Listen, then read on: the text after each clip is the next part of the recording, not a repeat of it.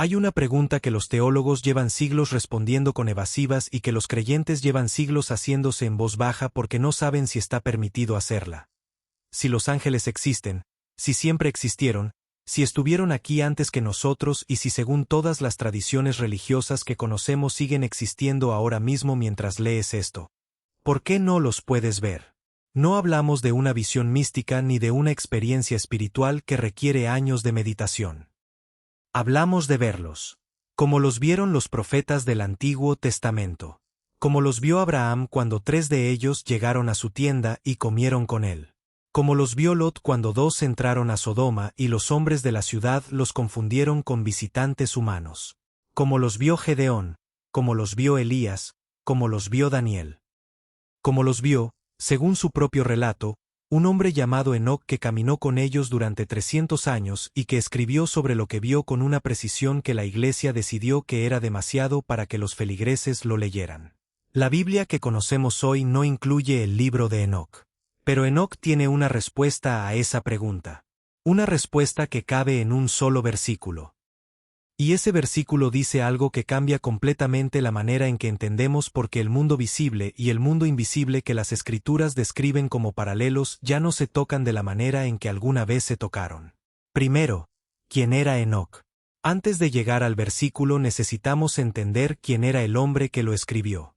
Porque Enoc no es un personaje menor en la tradición bíblica.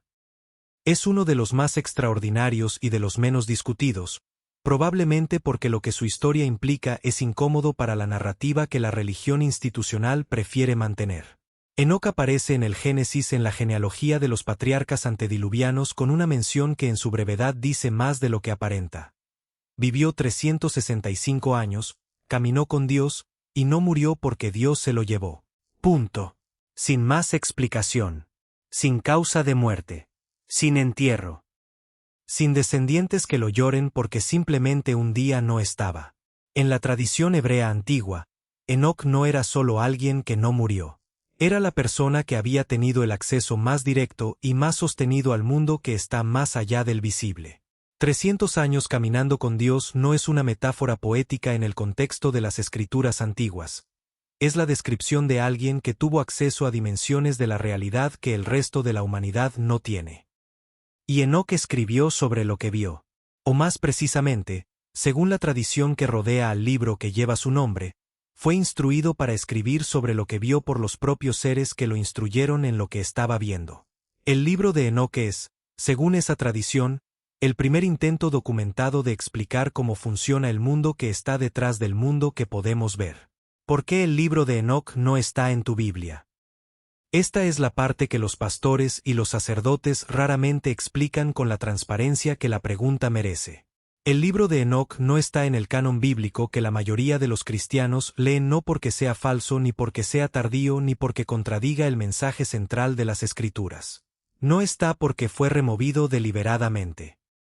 El Concilio de la Odisea en el siglo IV y los procesos de canonización que la Iglesia temprana realizó en distintos momentos de sus primeros siglos tomaron decisiones sobre qué textos incluir y qué textos excluir con criterios que los propios teólogos de esa época describieron en términos que hoy leemos con más escepticismo del que probablemente merecen pero que en cualquier caso fueron decisiones humanas sobre textos que la tradición anterior consideraba sagrados.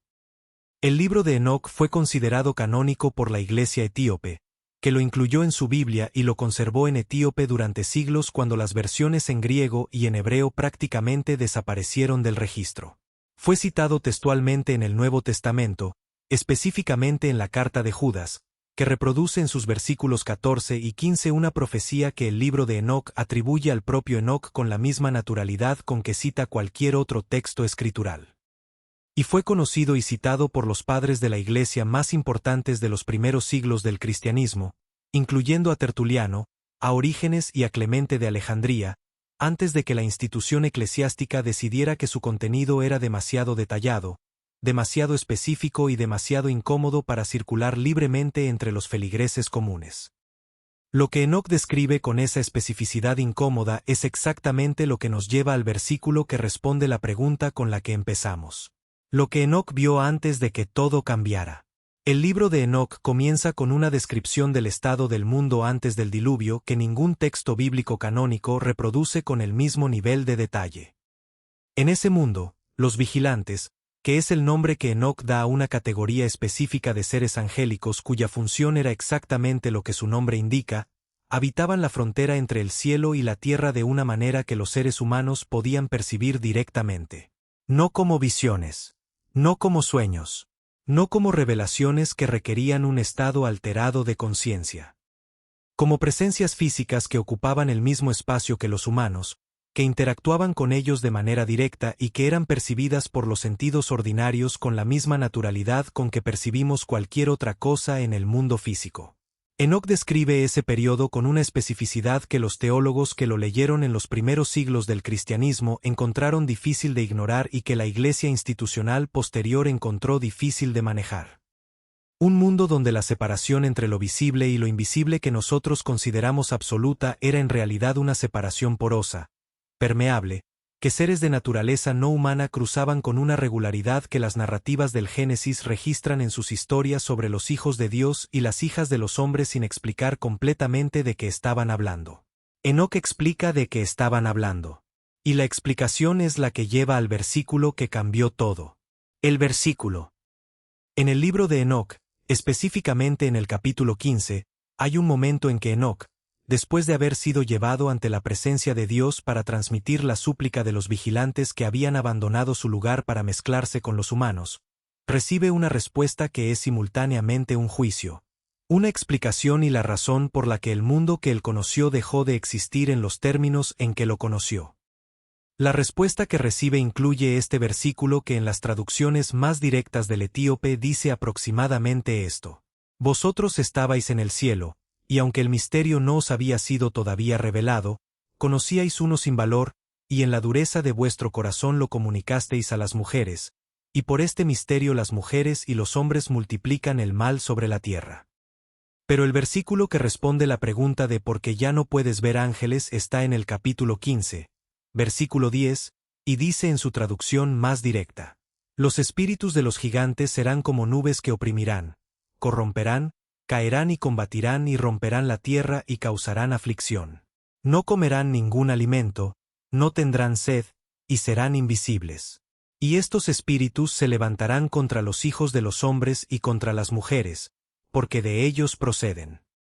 Lo que ese versículo realmente dice. Para entender lo que ese versículo significa en relación con la pregunta de por qué ya no puedes ver ángeles, necesitamos entender lo que Enoc estaba describiendo en su contexto completo. Los vigilantes que se mezclaron con los humanos no solo violaron una frontera ontológica entre lo que es humano y lo que no lo es. Produjeron descendencia. Y esa descendencia, los gigantes o nefilim que el Génesis menciona brevemente y que Enoc describe con una extensión que hizo incómoda su inclusión en el canon, era una categoría de ser que no correspondía a ninguna categoría existente en el orden de la creación. No era completamente humana ni completamente angélica. Era algo nuevo. Y cuando ese algo nuevo murió, lo que le pasó a su componente espiritual fue algo que ningún orden existente sabía cómo procesar. Lo que el versículo 10 del capítulo 15 describe es exactamente eso. Los espíritus de los gigantes, al no tener un lugar en el orden que la creación había establecido para los seres espirituales puros ni en el orden que había establecido para los seres materiales puros, se convirtieron en algo que la teología posterior llamó de distintas maneras pero que Enoc llama simplemente lo que son. Espíritus que operan en el mundo material sin cuerpo, que no necesitan comida ni agua, que son invisibles pero que tienen una presencia activa en el mundo que los seres humanos habitan. Y que esa presencia es la que ocupa el espacio que en el mundo anterior al diluvio ocupaban los vigilantes en su forma visible. La conexión que nadie explica. Aquí es donde la respuesta a la pregunta original empieza a tomar forma completa. Antes del diluvio, los vigilantes eran visibles. Interactuaban con los humanos de manera directa. El mundo espiritual y el mundo material tenían una permeabilidad que las escrituras registran sin explicar del todo.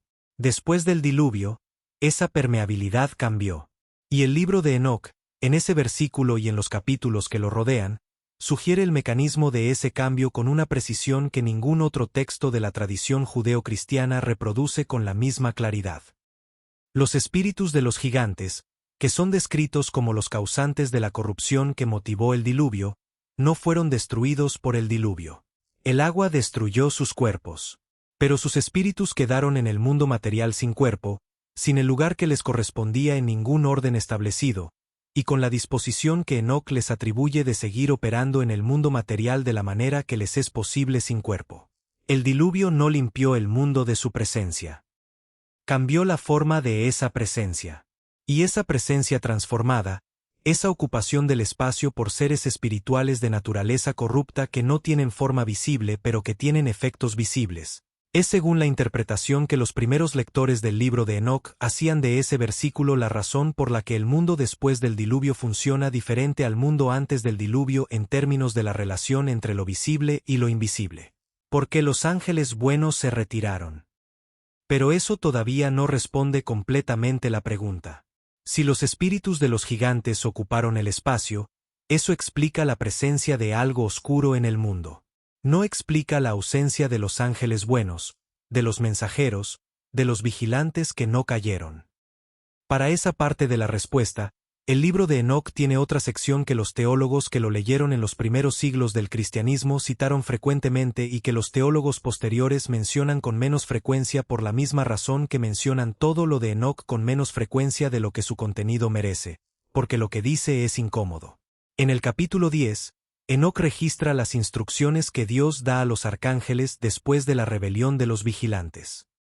Esas instrucciones incluyen el sellamiento de los vigilantes caídos en un lugar de confinamiento hasta el juicio final, la destrucción de los hijos que produjeron y la restauración del mundo.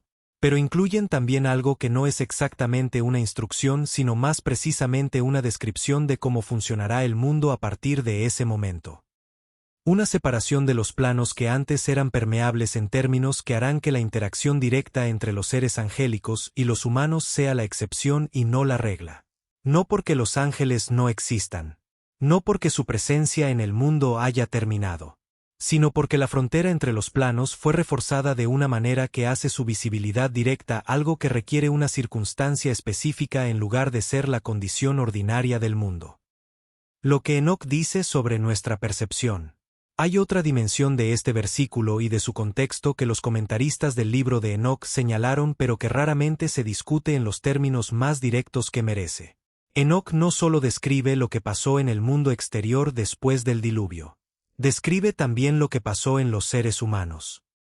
Y lo que describe es una transformación en la capacidad perceptiva de la humanidad que no es una pérdida accidental sino una consecuencia directa de la contaminación que los vigilantes produjeron cuando violaron la frontera entre los planos. La percepción de lo invisible que los patriarcas anteriores al diluvio tenían no era, según la lectura que Enoc propone, una capacidad universal e indestructible. Era una capacidad que dependía de una condición del ser humano que la mezcla con los vigilantes y la corrupción que siguió fue degradando en una proporción que el diluvio no restauró completamente. Los seres humanos después del diluvio son, según esta lectura, seres con una capacidad perceptiva del mundo espiritual que es una fracción de la que sus antepasados antediluvianos tenían. No por diseño original. Por consecuencia de algo que ocurrió y que el diluvio contuvo pero no revirtió completamente. El versículo que describe a los espíritus de los gigantes como invisibles no solo describe su naturaleza. Describe también la condición del receptor. Somos seres que en nuestra condición actual no tenemos la capacidad de percibir lo que en otro tiempo era perceptible. La respuesta completa. Entonces la respuesta a por qué ya no puedes ver ángeles, según Enoc y según ese versículo específico, no es una sola respuesta sino la suma de tres factores que operan juntos. El primero es el cambio en el mundo exterior después del diluvio, donde la frontera entre los planos fue reforzada de una manera que hace la visibilidad directa de los seres angélicos la excepción y no la regla.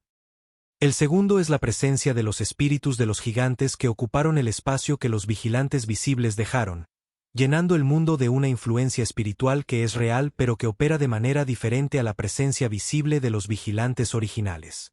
Y el tercero es el cambio en los propios seres humanos, cuya capacidad perceptiva del mundo espiritual fue degradada por una contaminación que el diluvio contuvo pero no eliminó completamente. Esos tres factores juntos producen el mundo en que vivimos. Un mundo donde la presencia angélica existe pero no es ordinariamente perceptible, donde los efectos del mundo espiritual son visibles en el mundo material pero sus causas no lo son, y donde la percepción directa de los seres del mundo invisible requiere circunstancias que en el mundo ordinario no ocurren con la frecuencia con que ocurrían antes de que todo cambiara. Enoc lo dice en ese versículo, en una frase que en su contexto completo describe no solo a los espíritus de los gigantes sino la nueva condición del mundo en que esos espíritus operan y de los seres humanos que viven en ese mundo sin poder verlos.